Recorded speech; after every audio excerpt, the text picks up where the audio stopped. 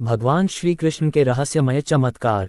भगवान श्री कृष्ण को भगवान विष्णु का 8वां अवतार माना जाता है। उनकी लीलाएं और चमत्कार इतने रहस्यमय और अद्भुत हैं कि वे आज भी भक्तों के लिए आस्था और श्रद्धा का केंद्र बने हुए हैं। श्री कृष्ण का हर कार्य लोक कल्याण और धर्म की स्थापना के लिए था।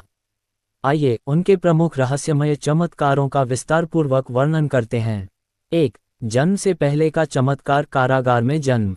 कंस ने जब ये भविष्यवाणी सुनी कि उसकी मृत्यु देवकी की 8वीं संतान के हाथों होगी, तब उसने देवकी और वासुदेव को बंदी बना लिया। श्री कृष्ण के जन्म के समय सारे पहरेदार गहरी नींद में सो गए। कारागार के ताले अपने आप खुल गए और वासुदेव जी बालक कृष्ण को टोकरी में रखकर यमुना पार नंद बाबा के घर ले गए। तेज बारिश और आंधी में यमुना नदी उफान पर थी, लेकिन वह खुद वासुदेव जी के रास्ते से हट गई।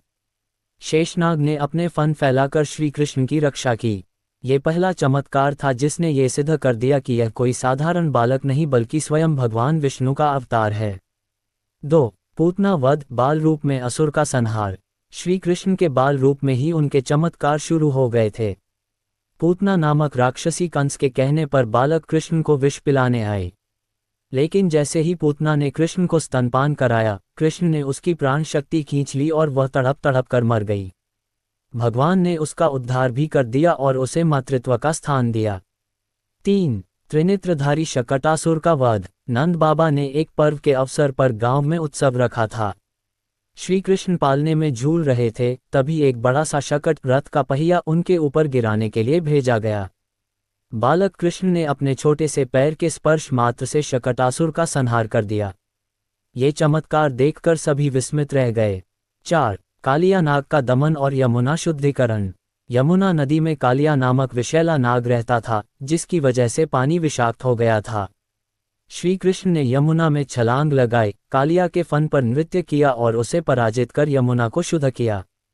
ये चमत्कार आज भी यमुना के किनारे याद किया जाता है। इससे श्री कृष्ण ने साबित किया कि वह समस्त जीवों और प्रकृति के स्वामी हैं। 5. गोवर्धन पर्वत को उठाना। इंद्रदेव के घमंड को तोड़ने के लिए श्री कृष्ण ने इंद्र पूजा का विरोध किया और गोवर्धन पूजा करवाई। इंद्रदेव ने गुस्से में आकर मूसलधार बारिश शुरू कर दी।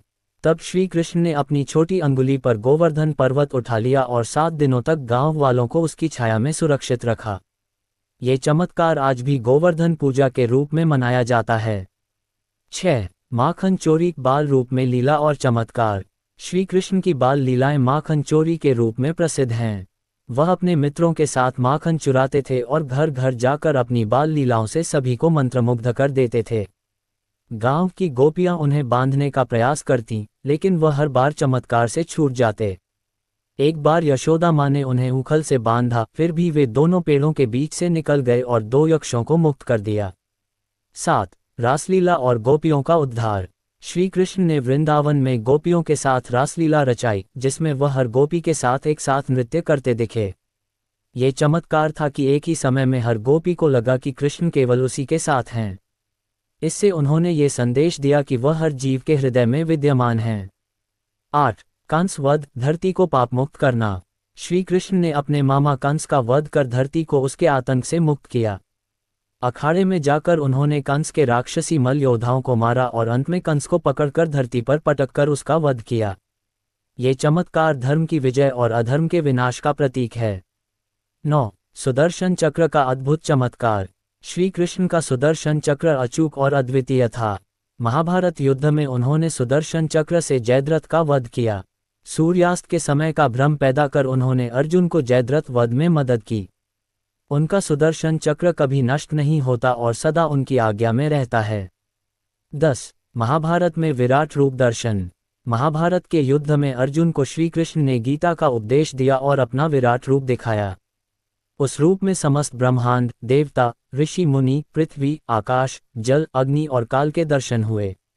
ये चमत्कार ऐसा था जिसे देखकर अर्जुन स्तब्ध रह गया और उसने श्री कृष्ण को साक्षात ईश्वर स्वीकार किया। 11. द्रौपदी चीरहरण में चमत्कार।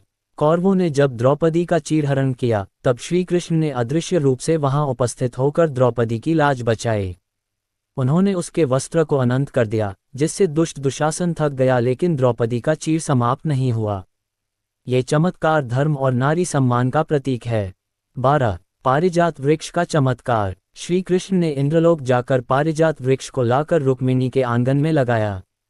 ये वृक्ष स्वर्ग में था और इसकी खुशबू से पूरा वातावरण महक उठता था। श्री कृष्ण का ये चमत्कार दर्शाता है कि स्वर्ग का वैभव भी उनके चरणों में है। 13. महाभारत में अश्वत्थामा के ब्रह्मास्त्र का प्रभाव रोकना। अश्वत्थामा ने ब्रह्मास्त्र का प्रयोग किया, जिससे उत्तरा के गर्भ में पल रहा बालक अभिमन्यु का पुत्र परीक्षित मर गया। लेकिन श्री कृष्ण ने अपने योगबल और चमत्कार से गर्भस्थ शिशु को पुनः जीवित कर दिया। ये चमत्कार आज भी श्रद्धा से याद किया जाता है। 14. भगवान श्री कृष्ण का अंतिम चमत्कार, देह त्याग और द्वारका का डूबना। जब श्री कृष्ण ने अपनी लीला पूरी कर ली, तब वे जंगल में गए और एक शिकारी ने उनके पैर में तीर मार दिया। श्री कृष्ण ने मुस्कुराते हुए शरीर का त्याग किया। उनके देह त्यागते ही द्वारका नगरी समुद्र में समा गई। ये भी एक चमत्कार था जो बताता है कि इस पृथ्वी पर कुछ भी स्थायी नहीं है।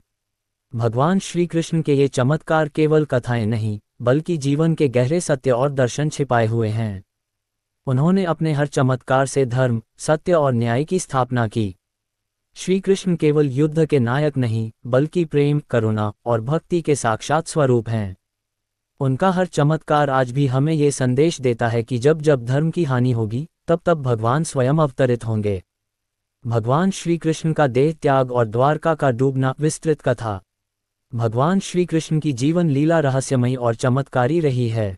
जैसे उनका जन्म अलौकिक था, वैसे ही उनका देह त्याग और द्वारका का डूबना भी अद्भुत और धर्म स्थापना का अंतिम चरण था। इस पूरे प्रसंग में गहरी जीवन सीख और काल का रहस्य छिपा है। महाभारत युद्ध के बाद की स्थिति।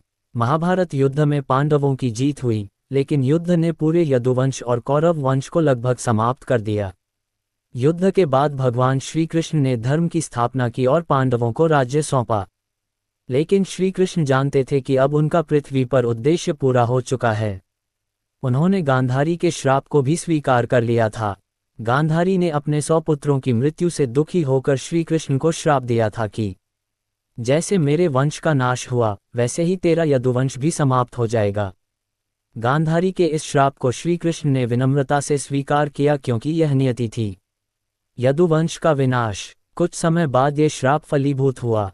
यदुवंश में गर्व और अहंकार बढ़ गया। एक दिन प्रभास क्षेत्र में यदुवंशी एकत्र हुए। वहां उन्होंने ऋषियों का अपमान किया।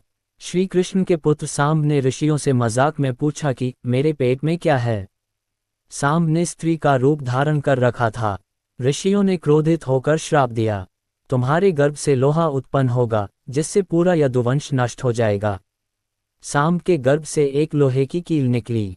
ये सुनकर यदुवंशी घबरा गए और वह कील समुद्र में फिंकवा दी, लेकिन वह कील समुद्र में घिसकर लौहतिनकों में बदल गई।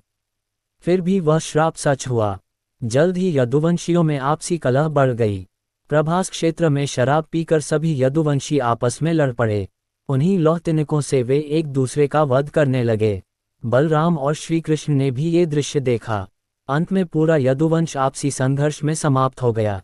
बलराम का योगबल से देह त्याग। यदुवंश समाप्त होने के बाद बलराम जी समुद्र किनारे पहुंचे। उन्होंने योगबल से अपने शरीर का त्याग किया और शेषनाग रूप में प्रकट होकर पाताल लोक चले गए। श्री कृष्ण ने ये सब देखा और समझ गए कि अब उनकी लीला समाप्ति की ओर है।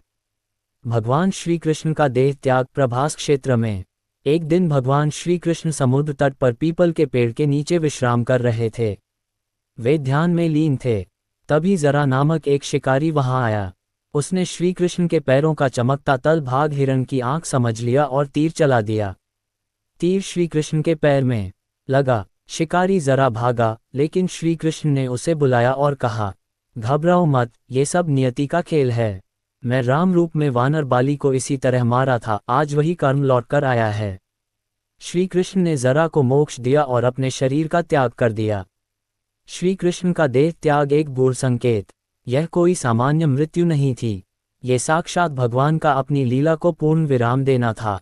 उनके देह त्याग के साथ ही कलियुग का आरंभ माना जाता है। द्वारका का डूबना। भगवान का अंतिम चमत्कार। श्री कृष्ण के देह त्याग के बाद समुद्र में हलचल मच गई।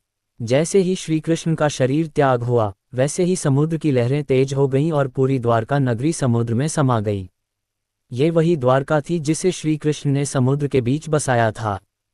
कहते हैं कि द्वारका आज भी समुद्र के भीतर समाई हुई है। द्वारका के डूबने के प्रमुख कारण: यदुवंश का संहार होना, भगवान श्री कृष्ण का देह त्याग करना। ये संकेत था कि पृथ्वी पर कुछ भी स्थायी नहीं है। ये ईश्वरीय लीला का समापन था। अर्जुन का आगमन और द्वारका का दृश्य। भगवान श्री कृष्ण के देह त्याग के बाद अर्जुन द्वारका पहुंचे। वहां का दृश्य देखकर वे स्तब्ध रह गए। चारों ओर शव पड़े थे, नगर वीरान हो चुका था और समुद्र नगरी को निगल रहा था। अर्जुन ने यदुवंश की स्त्रियों और बच्चों को बचाने का प्रयास किया, लेकिन उनके गांडीव में भी वह शक्ति नहीं रही जो पहले थी। अर्जुन ने समझ लिया कि श्री कृष्ण के बिना वह निर्बल हैं और अब भगवान की लीला पूर्ण हो चुकी है। द्वारका डूबने का गहरा अर्थ: ये चमत्कार दिखाता है कि इस संसार में कोई भी चीज स्थायी नहीं है। यह अहंकार, वैभव और विलास का अंत था। ये धर्म और अधर्म के चक्र का एक नया आरंभ था, कलियुग की शुरुआत। भगवान श्री कृष्ण का संदेश: श्री कृष्ण ने अपने देह त्याग और द्वारका डूबने से यह सिखाया कि जीवन में कभी भी अहंकार नहीं करना चाहिए। समय का चक्र बड़ा बलवान है, कोई कितना भी बलवान या ज्ञानी हो, समय के आगे झुकना पड़ता है। जन्म, जीवन और मृत्यु, ये सब ईश्वर की लीला हैं, जिन्हें कोई नहीं टाल सकता। जो हुआ, अच्छा हुआ। जो हो रहा है, अच्छा हो रहा है। और जो होगा, वह भी अच्छा ही होगा। यही श्री कृष्ण का अंतिम उपदेश था। भगवान श्री कृष्ण द्वारा पारिजात वृक्ष का चमत्कार विस्तृत कथा। भगवान श्री कृष्ण की लीलाओं में से एक अत्यंत रोचक और अद्भुत लीला है पारिजात वृक्ष का चमत्कार। इस कथा में श्री कृष्ण ने अपनी पत्नी सत्यभामा के लिए स्वर्ग से पारिजात वृक्ष लाकर अद्भुत चमत्कार दिखाया, जिसने ये सिद्ध कर दिया कि संसार की कोई भी वस्तु प्रभु की इच्छा के बिना किसी के पास नहीं रह सकती। पारिजात वृक्ष की उत्पत्ति: समुद्र मंथन के समय 14 रत्न उत्पन्न हुए थे। उन्हीं में से एक था पारिजात वृक्ष। ये वृक्ष स्वर्ग का अद्भुत वृक्ष था, जिसके फूल कभी मुरझाते नहीं थे। इसकी सुगंध इतनी दिव्य थी कि देवता भी इस वृक्ष की पूजा करते थे। इंद्रदेव ने पारिजात वृक्ष को अपने स्वर्ग लोक में स्थापित कर दिया। तभी से यह वृक्ष इंद्र की अमानत बन गया और किसी अन्य को इसकी प्राप्ति नहीं हो सकी। नारद मुनि की लीला और कथा की शुरुआत: एक दिन देवर्षि नारद जी ने स्वर्ग में पारिजात वृक्ष देखा। वे उसकी अद्भुत सुंदरता और दिव्य गंध से मोहित हो गए। नारद जी को यह ख्याल आया कि यदि यह वृक्ष श्री कृष्ण की रानी रुक्मिणी जी के पास जाए तो अच्छा होगा। नारद जी वृक्ष का एक फूल तोड़कर द्वारका आ पहुंचे। उन्होंने श्री कृष्ण से कहा, प्रभु, ये स्वर्ग का पारिजात पुष्प है। जिसे भी ये पुष्प मिलेगा वह सदा सुखी, समृद्ध और सौभाग्यशाली रहेगा। श्री कृष्ण मुस्कुराए और बोले, मुनिवर, इसे आप जिसको देना चाहें दे दीजिए।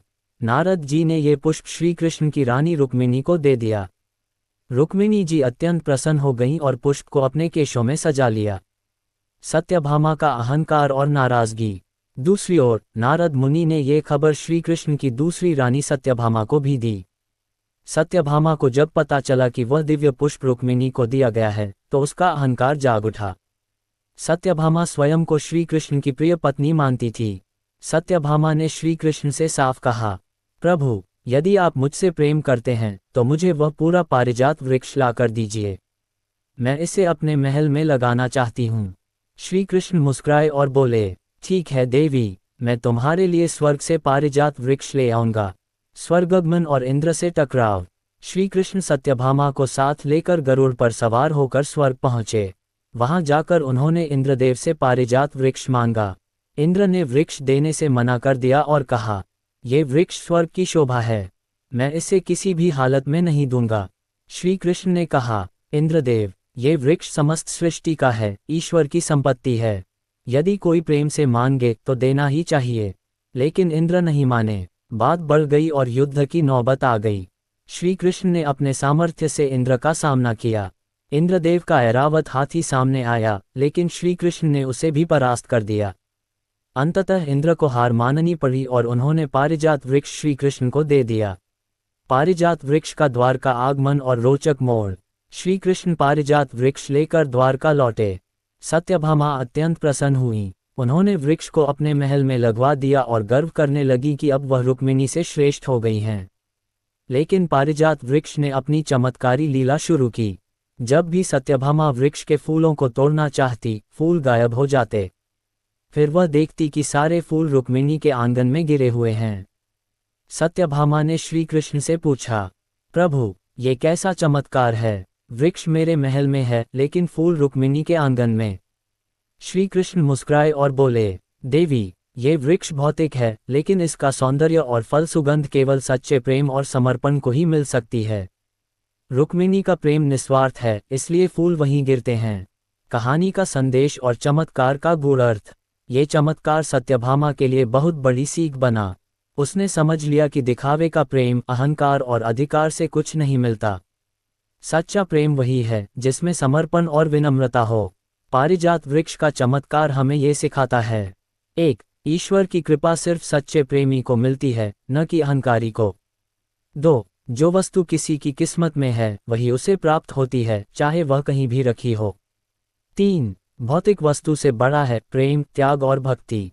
4. संसार का कोई सुख और वैभव स्थायी नहीं है, उसका आनंद वही ले सकता है जिसके मन में लालच और अहंकार न हो।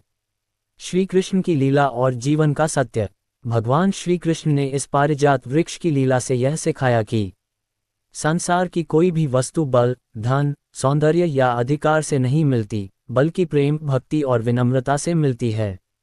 सत्यभामा को भी अपनी गलती का एहसास हुआ और उन्होंने रुक्मिणी से क्षमा मांगी।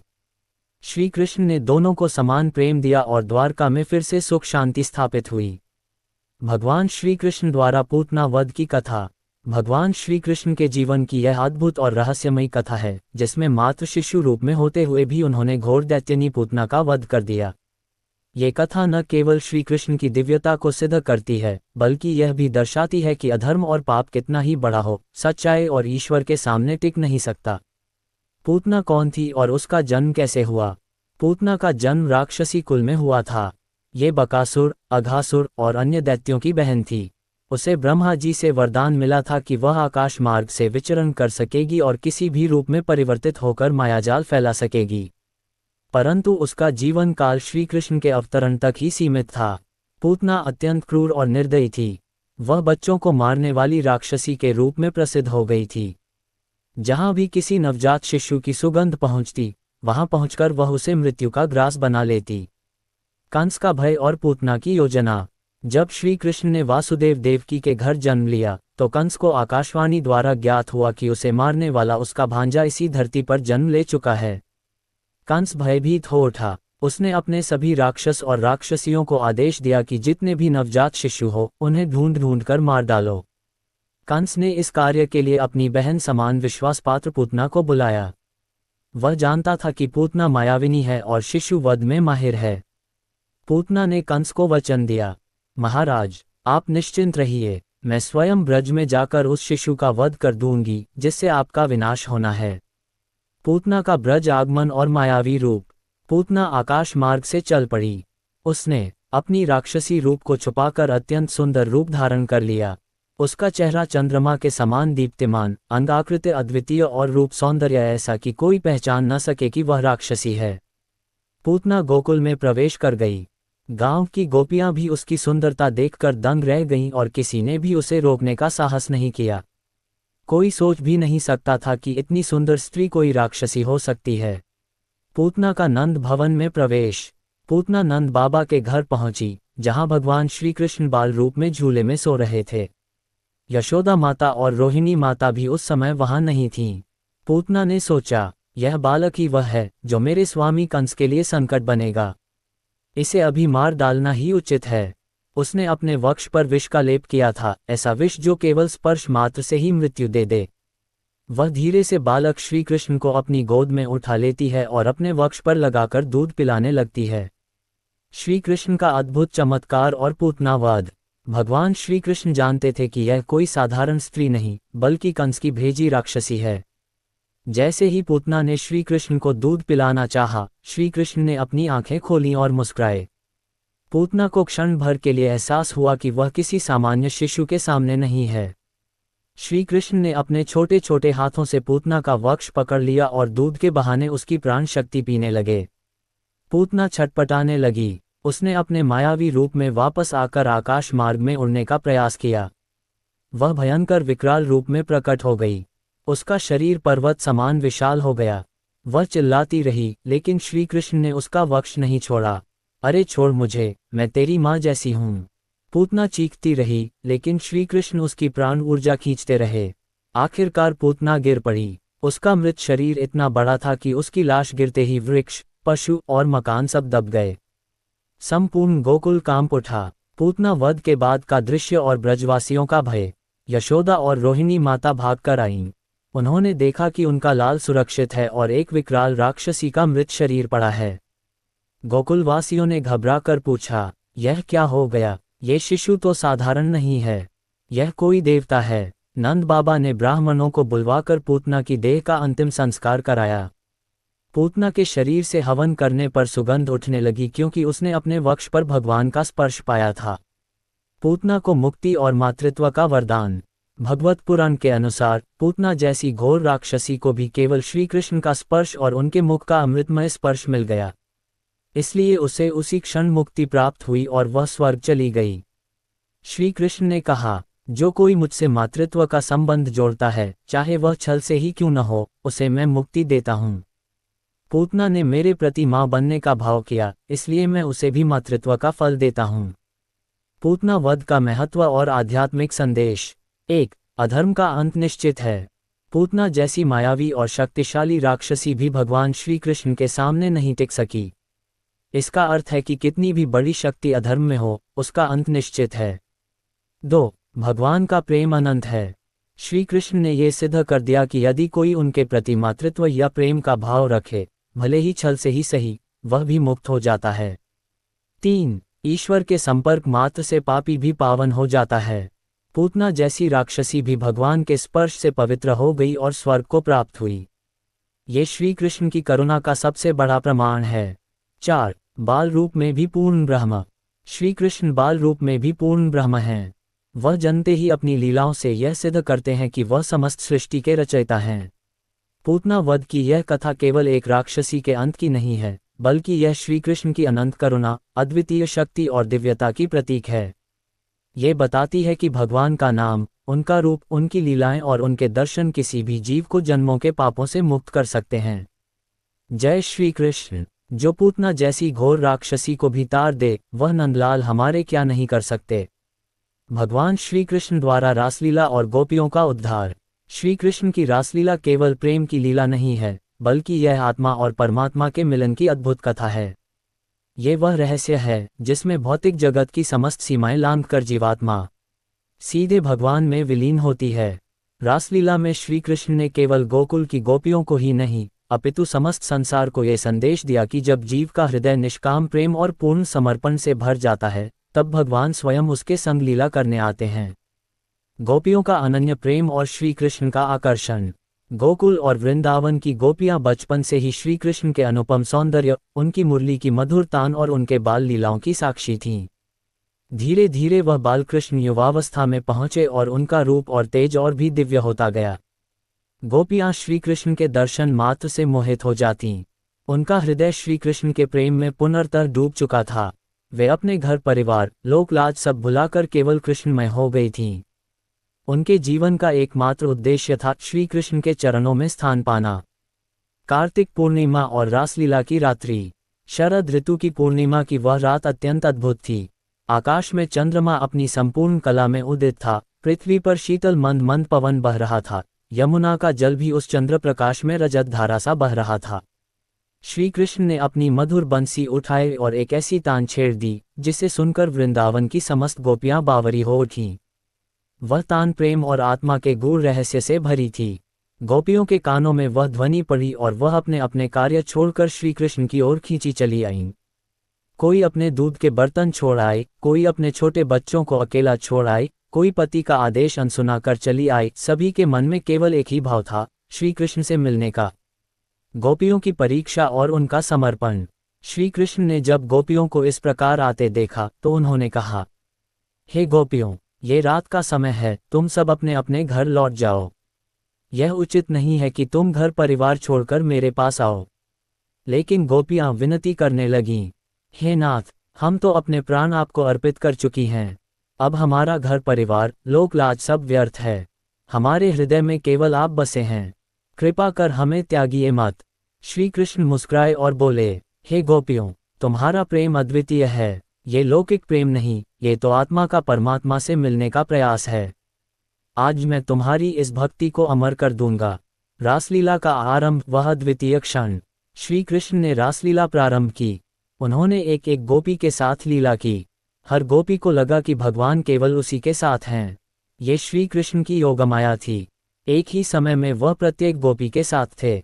शरद पूर्णिमा की उस रात्रि में वृंदावन का प्रत्येक वृक्ष, प्रत्येक लता पत्ता, यमुना का जल, सब इस रासलीला के साक्षी बने। श्री कृष्ण ने प्रत्येक गोपी का हाथ पकड़ा और चक्र के समान घूमने लगे। रासमंडल का वह दृश्य ऐसा था जिसे देखकर देवता तक मोहित हो गए। स्वर्ग में इंद्र, वरुण, कुबेर आदि सभी ने उस अद्भुत रासलीला का दर्शन किया। रासलीला का गूढ़ अर्थ और गोपियों का उद्धार। ये रासलीला केवल नृत्य नहीं थी, यह आत्मा और परमात्मा का मिलन था। गोपियां कोई सामान्य स्त्रियां नहीं थीं, वे तो वेदों का सार थीं। वर्षों की तपस्या के बाद उन्हें यह अवसर मिला था। उन्होंने श्री कृष्ण को पति रूप में पाने की कामना की थी और भगवान ने उनकी वह इच्छा पूर्ण की। रासलीला में श्री कृष्ण ने गोपियों के भीतर छिपे समस्त पाप, अहंकार, वासना, मोह को नष्ट कर दिया। वह रात्रि उनके पूर्ण उद्धार की रात्रि थी। गोपियां जन्म मरण के बंधन से मुक्त हो गईं। श्री कृष्ण ने उन्हें दिव्य प्रेम का वह अमृत पिलाया जो उन्हें भवसागर से पार ले गया। रासलीला में श्री कृष्ण का संदेश। श्री कृष्ण ने रासलीला के माध्यम से संसार को ये गूढ़ संदेश दिया, जब जीव समस्त भौतिक मोहमाया छोड़कर केवल मुझे समर्पित हो जाता है, तब मैं स्वयं उसकी आत्मा में प्रवेश करता हूँ। रासलीला मेरे और जीव के मिलन का प्रतीक है, जहाँ न मैं बड़ा हूँ न जीव छोटा, दोनों एक हो जाते हैं। रासलीला का दिव्य प्रभाव और गोपियों का अंतिम उद्धार। रासलीला के बाद श्री कृष्ण ने गोपियों से कहा, हे प्रियाओं, आज से तुम सभी संसार में पूजनीय बन गईं। तुम्हारा ये प्रेम अद्वितीय है, इसलिए मैं स्वयं तुम्हारी भक्ति को सर्वोच्च स्थान दूंगा। गोपियों को यह वरदान मिला कि जब तक इस सृष्टि में श्री कृष्ण का नाम रहेगा, तब तक गोपियों का प्रेम भी अमर रहेगा। उनका ये प्रेम भौतिक नहीं, बल्कि शुद्ध भक्ति का सर्वोच्च स्वरूप बन गया। ये भक्ति किसी कामना या इच्छा से रहित थी, केवल और केवल श्री कृष्ण के लिए। रासलीला का आध्यात्मिक रहस्य। 1. रासलीला भक्ति का चरम शिखर है। ये लीला बताती है कि भक्ति का सबसे ऊंचा स्वरूप वह है जहां भक्त अपने सारे बंधन तोड़कर केवल भगवान के चरणों में समर्पित हो जाता है। 2. गोपियों का प्रेम निष्काम और पूर्ण समर्पण है। गोपियों ने कभी कुछ नहीं मांगा, केवल श्री कृष्ण को चाहा। यही सच्ची भक्ति है। 3. श्री कृष्ण का हर जीव से प्रेम। रासलीला में श्री कृष्ण ने यह भी सिद्ध किया कि वह हर जीवात्मा के हृदय में एक समान निवास करते हैं। हर गोपी को लगा कि श्री कृष्ण केवल उसके साथ हैं। श्री कृष्ण की रासलीला कोई साधारण प्रेम कथा नहीं, बल्कि आत्मा और परमात्मा के उस मिलन की गाथा है, जहां भौतिक प्रेम समाप्त होकर दिव्य प्रेम में बदल जाता है। गोपियों का उद्धार इस बात का प्रमाण है कि जब कोई भी जीव निष्काम भक्ति और पूर्ण समर्पण के साथ भगवान के शरण में आता है, तो उसका उद्धार निश्चित है।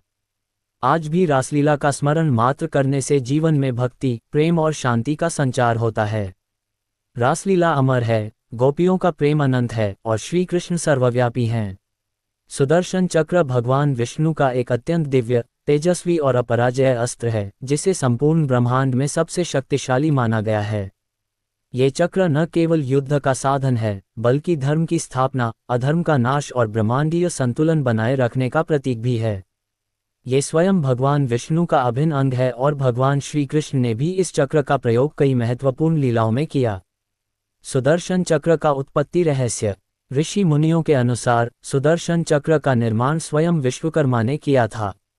एक कथा के अनुसार जब भगवान शिव ने त्रिपुरासुर का वध कर त्रिपुरारी रूप धारण किया, तब उनके त्रिशूल की दिव्यता से प्रेरित होकर विश्वकर्मा ने सुदर्शन चक्र का निर्माण किया।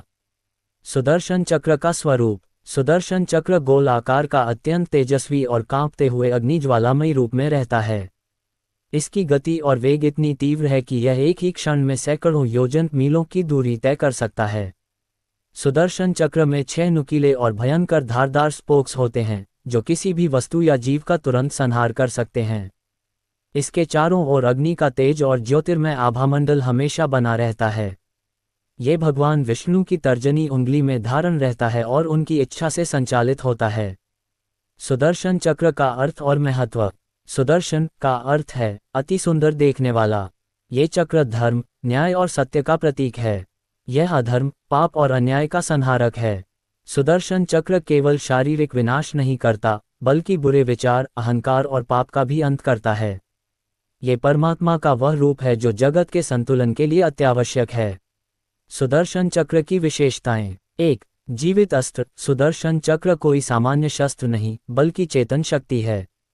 ये भगवान की इच्छा अनुसार कार्य करता है। 2. अविनाशी। इसे न कोई रोक सकता है, न नष्ट कर सकता है। 3. स्वतः लौटने वाला। जिसे भगवान छोड़ते हैं, वह लक्ष्य भेद कर पुनः लौट आता है।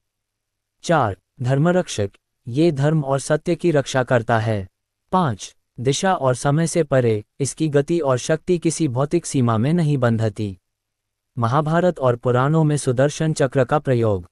1. शिशुपाल वध। महाभारत। श्री कृष्ण ने सुदर्शन चक्र का प्रयोग शिशुपाल के वध में किया।